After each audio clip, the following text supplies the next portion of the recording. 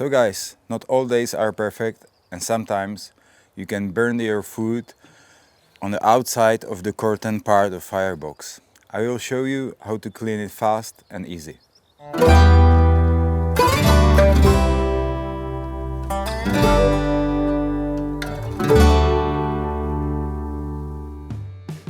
So first step, use your spatula and remove the hard part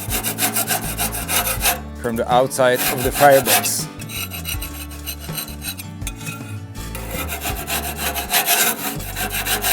Now use the water with the dishing soap and brush it.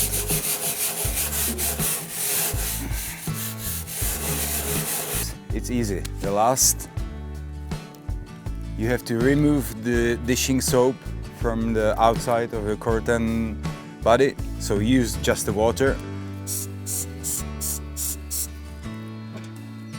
and a towel.